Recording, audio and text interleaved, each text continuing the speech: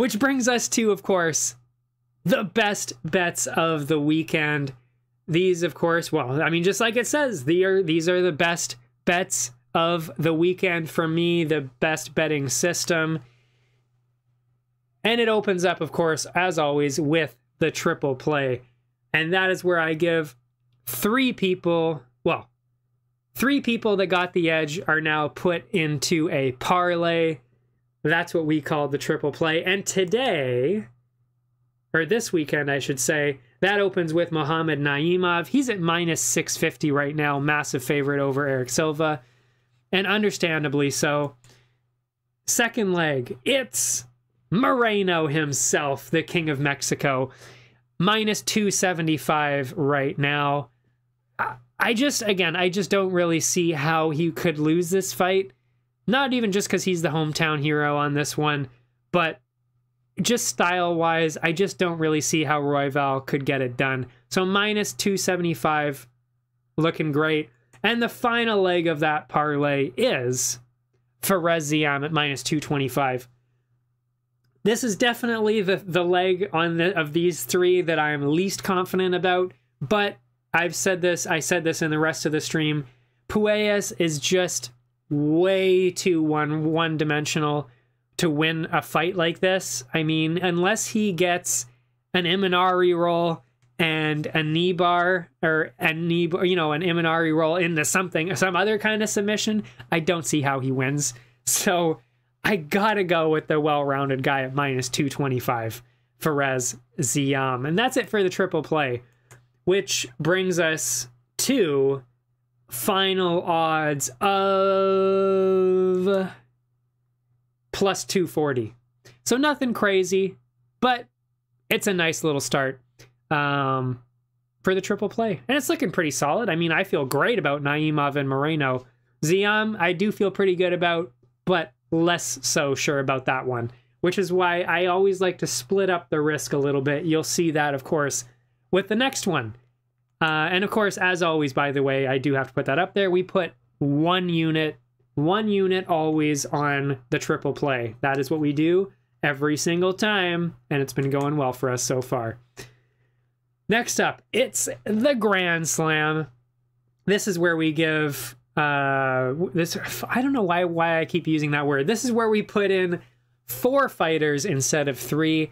4 fighters that got the edge earlier in the stream, and that opens up with Felipe Dos Santos, minus 334. Looks fantastic in this matchup.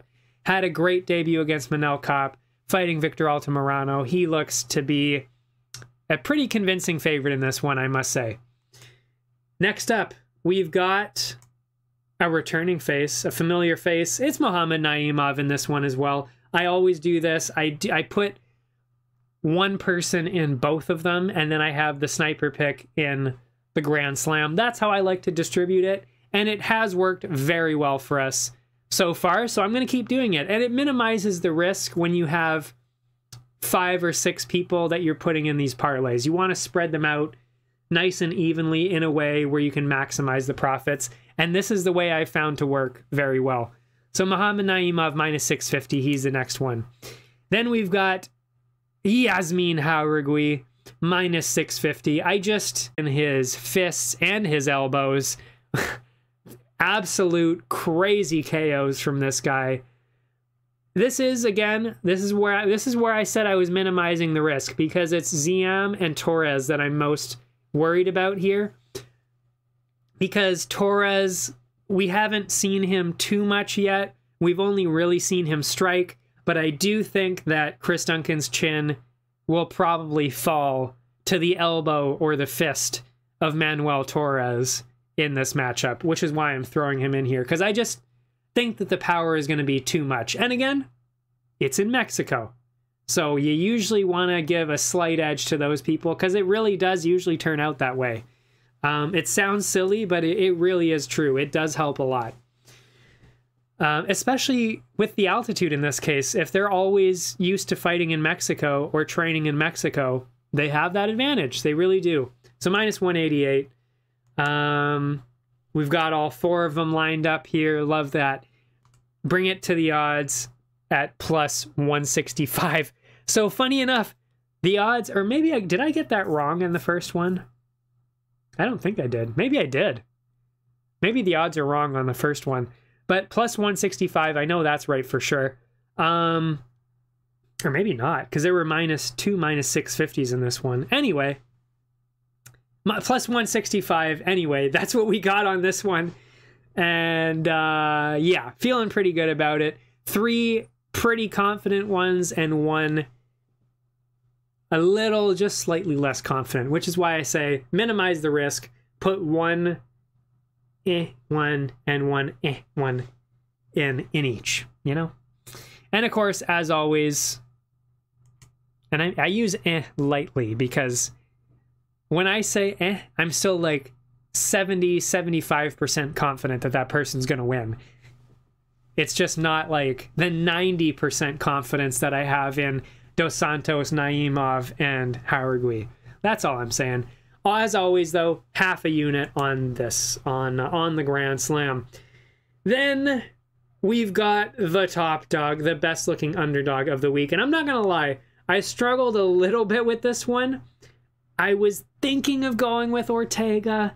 I was so close to picking him. I still kind of want to do that, but I'm not going to go in that direction. We're so far ahead with profit in the top dog picks that why not take one that's a little bit out there, especially when, honestly, in the first fight, and this is giving a hint to where we're going with this, in the first fight, I thought it was dead even and that he had a chance of winning this fight, and then the ref fucked it up.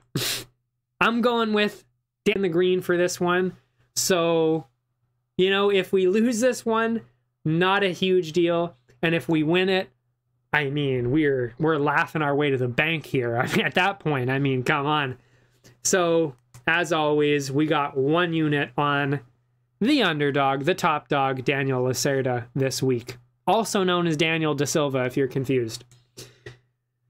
Finally, it's the sniper pick. Who's the sniper pick this week? I mean, as always, the most confident pick of the week. That's the sniper pick.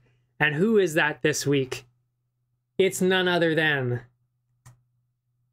Felipe Dos Santos, -334. I almost went with Naimov on this one, but I don't know. To me, it's kind of like, at this point, I would say they're actually maybe the same level, plus held his own.